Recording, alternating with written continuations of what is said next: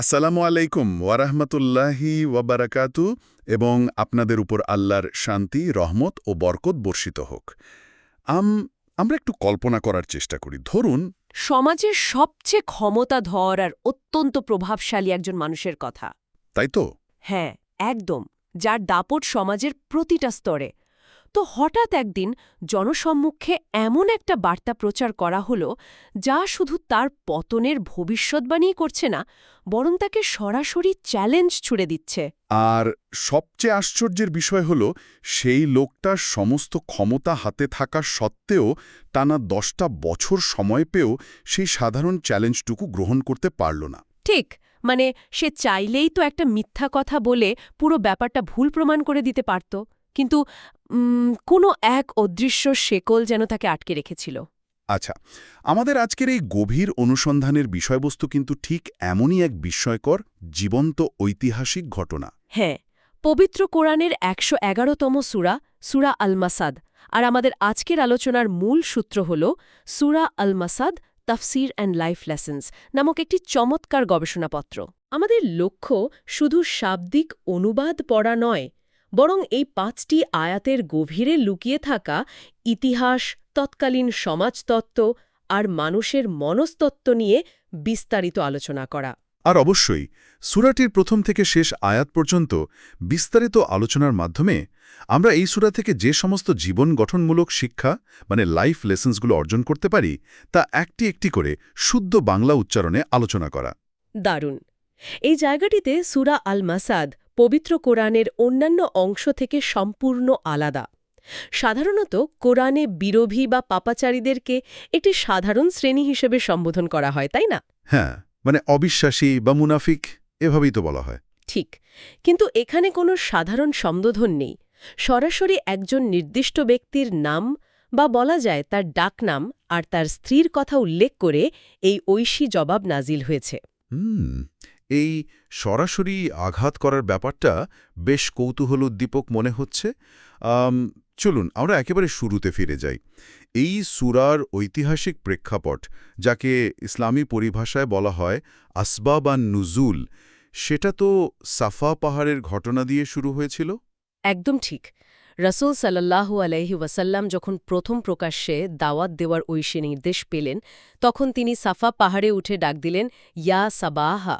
আচ্ছা, এই ডাকটার ব্যাপারটা আমি একটু আধুনিক প্রেক্ষাপটে চিন্তা করছিলাম। এটা কি ধরুন আমাদের আজকের দিনের কোনো এমার্জেন্সি সাইরেনের মতো ছিল? হ্যাঁ, আপনার এই তুলনাটা চমৎকার। ৭ম শতাব্দীর আরবে ইয়া সাবাহা ডাকটির মানেই ছিল ভোরের আলো ফোটার সাথে সাথেই শত্রুবাহিনী আক্রমণ করতে যাচ্ছে। ওহ আচ্ছা, মানে শহরের সবাই সমস্ত কাজ ফেলে সেখানে ছুটে যেত। হ্যাঁ, মক্কার সবাই পাহাড়ের পাদদেশে জড়ো হয়েছিল, আর রাসূল সাল্লাল্লাহু আলাইহি ওয়াসাল্লাম চমৎকার একটা মনস্তাত্ত্বিক পদক্ষেপ নিলেন।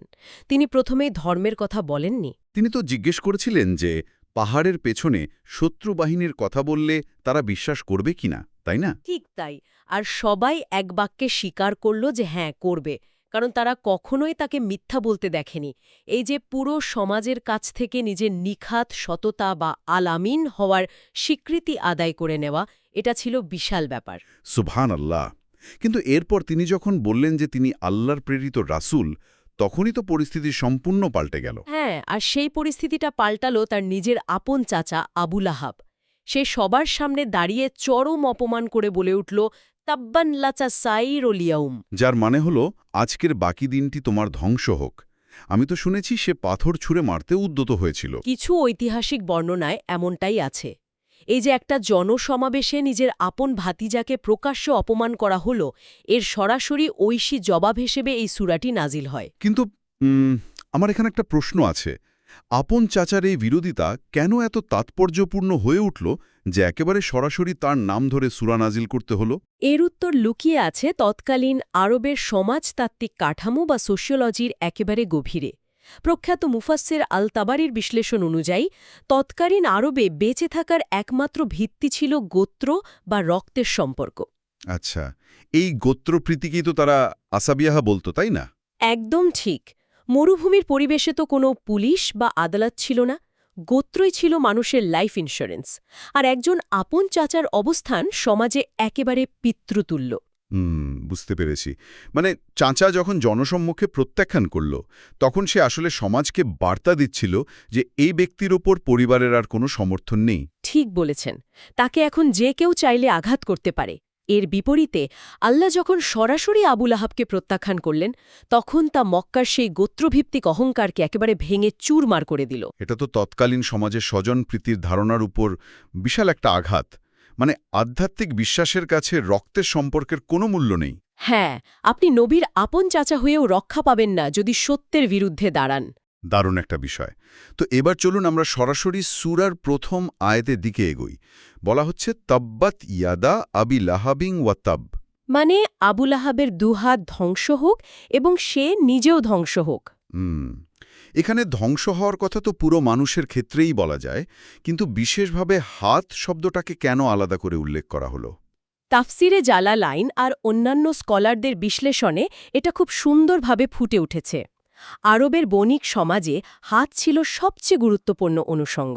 ও আচ্ছা, মানে ব্যবসা বাণিজ্যের চুক্তি করা থেকে শুরু করে সম্পদ গোছানো সবকিছুর মূল হাতিয়ার। একদম। তাই আবুল আহাবের হাত ধ্বংস হবার মানে হল তার সমস্ত পার্থিব পরিকল্পনা, রাজনৈতিক প্রভাব আর অর্থনৈতিক দাপটের চূড়ান্ত পতন। আর আয়াতের দ্বিতীয় অংশ ওয়াত্তাব, এটা নিয়ে ইবনে তাইমিয়া তো খুব চমৎকার একটা ব্যাকরণগত দিক তুলে ধরেছেন। হ্যাঁ, প্রথম অংশটা হলো একটা বদদোয়া, আর ওয়াত্তাব হল অকাট্য ঐতিহাসিক ঘোষণা। মানে তার পতন ইতিমধ্যেই নিশ্চিত হয়ে গেছে। আর ইতিহাসের পাতায় আমরা দেখেছি এটা কতটা মর্মান্তিক ছিল। বদর যুদ্ধের সময় তো আবুল আহাব নিজে যুদ্ধে যায়নি, তাই না? না, সে অত্যন্ত ধূর্ত প্রকৃতি ছিল। আল আসি ইবনে হিশাম নামে এক ব্যক্তির কাছে তার পাওনা ছিল। সে ওই ব্যক্তির ঋণ মৌকুফের শর্তে তাকে বদলি হিসেবে পাঠায়। কিন্তু যখন মক্কার নেতাদের মৃত্যুর খবর এলো, তখন তো তার অহংকার পুরোপুরি ভেঙে পড়ে। হ্যাঁ, সে ওই মানসিক আঘাত সহ্য করতে পারেনি। খবরের মাত্র ৭ দিন পরে সে আদাসা নামক এক ধরনের অত্যন্ত সংক্রামক প্লেগ বা মহামারীতে আক্রান্ত হয়। আল্লাহু আকবার!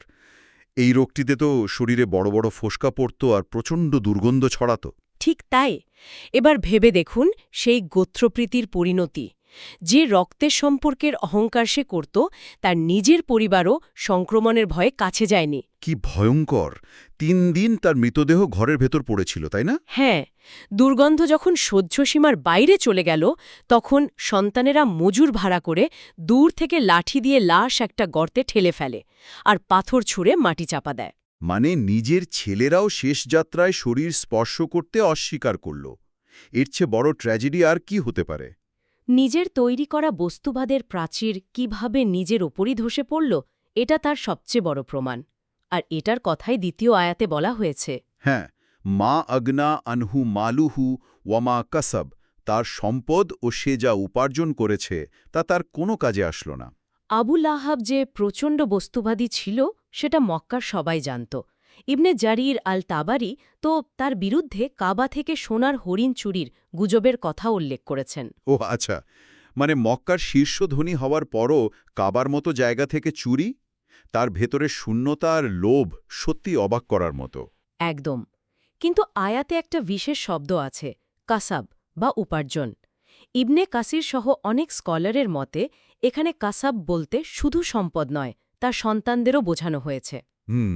মানে আবুল আহাব ভাবত বিচারের দিন সে অগাধ সম্পদ আর শক্তিশালী সন্তানদের বিনিময়ে নিজেকে ছাড়িয়ে নেবে। ঠিক তাই, সে তার সন্তানদের ঢাল বানাতে চেয়েছিল। কিন্তু এখানেই তো ভাগ্যের এক চরম পরিহাস লুকিয়ে আছে। আমরা ইতিহাস থেকে জানি তার সেই সন্তানরাই, যেমন মেয়ে দাররা, ছেলে ওতবা আর মোয়াত্তাব, পরবর্তীতে ইসলাম গ্রহণ করেছিল। সুবহানাল্লাহ, একদম ঠিক বলেছেন। তার ছেলেরা তো পরবর্তীতে হুনাইনের যুদ্ধে মুসলমানদের হয়ে বীরত্বের সাথে লড়াইও করেছিলেন। মানে তার উপার্জন শুধু তাকে বাঁচাতে ব্যর্থই হল না, বরং তারা সেই আদর্শেরই পতাকাবাহী হয়ে গেল যাকে সে ধ্বংস করতে চেয়েছিল। এটাই আল্লাহর পরিকল্পনার নিখুঁত সৌন্দর্য। এরপর আমরা যদি তৃতীয় আয়াতের দিকে এগোই, সায়াসরা নারান জাত আল আহাব। অচিরেই সে প্রবেশ করবে লেলিহান আগুনে। এখানে তো অসাধারণ একটি শাব্দিক চমৎকারিত্ব বা তাজনিস আছে। তার আসল নাম তো আবুল আহাব ছিল না, তাই না? হ্যাঁ, তার আসল নাম ছিল আবদ আল উজ্জা, মানে উজ্জা নামক মূর্তির দাস। কিন্তু চেহারা লালচে আর বদমেজাজি হওয়ায় মানুষ তাকে আবু লাহাব ডাকত। আর কোরআন তার আসল নামটা একেবারেই এড়িয়ে গেছে, কারণ সেটা উল্লেখ করলে মূর্তির একটা স্বীকৃতি দেওয়া হয়ে যেত। ঠিক বলেছেন। এটা এক অসাধারণ পোয়েটিক জাস্টিস। আগুনের পিতা প্রবেশ করবে লেলিহান আগুনে। তার পরিচয় তার পরিণতির প্রতীক হয়ে দাঁড়াল। দারুণ একটা পয়েন্ট। এরপর চতুর্থ আয়াতেই আসে তার স্ত্রীর প্রসঙ্গ, ওয়ামরা আতুহু হাম্মালাতাল হাতাব, এবং তার স্ত্রীও যে খড়ি বহনকারিণী। হ্যাঁ, উম্মে জামিল, আবু সুফিয়ানের বোন এবং অত্যন্ত অভিজাত। আচ্ছা, আমার একটা প্রশ্ন আছে। এত আভিজাত্য থাকা সত্ত্বেও একজন ধনী নারী নিজে মরুভূমি থেকে খড়ি বা কাঠ বহন করবে কেন? এর রূপক কোনো অর্থ আছে কি? ক্লাসিক্যাল স্কলাররা এর বহুমাত্রিক বিশ্লেষণ করেছেন। আক্ষরিক অর্থে ইবনে কাসির বলছেন, সে রাসূলের প্রতি এতই বিদ্বেষ পোষণ করত যে নিজে গিয়ে কাঁটাযুক্ত ডালপাড়া কুড়িয়ে আনত। আর রাতের অন্ধকারে সেগুলো রাসূল সাল্লাল্লাহু আলাইহি ওয়াসাল্লামের চলার পথে বিছিয়ে রাখত, তাই তো? হ্যাঁ, অভিজাত নারীর জন্য এই কাজ ছিল মানসিক বিকৃতির চূড়ান্ত রূপ। আর রূপক অর্থে আল কুরতুবি বলছেন, খড়ি বহন করা আরবদের একটা বাগধারা ছিল। ও আচ্ছা, যার অর্থ পরনিন্দা বা নামিমা, মানে মানুষের নামে অপপ্রচার ছড়ানো। একদম। কাঠ যেমন আগুন জ্বালায়, তেমনি তার পরনিন্দা সমাজে ঘৃণার আগুন জ্বালাত। সে ঘরে ঘরে গিয়ে মিথ্যা অপবাদ ছড়াত। এই ব্যাপারটা আমাকে খুব ভাবাচ্ছে। আজকের দিনে সোশ্যাল মিডিয়ায় আমরা যে গুজব বা অপপ্রচার দেখি, সেটাও তো একই কাজ করছে, তাই না? আমরা কথা দিয়ে সমাজে ঘৃণার আগুনই উস্কে দিচ্ছি। খুব চমৎকার একটা সংযোগ তৈরি করেছেন। মানুষের মনস্তত্ত্ব হাজার বছর ধরে একই রয়ে গেছে।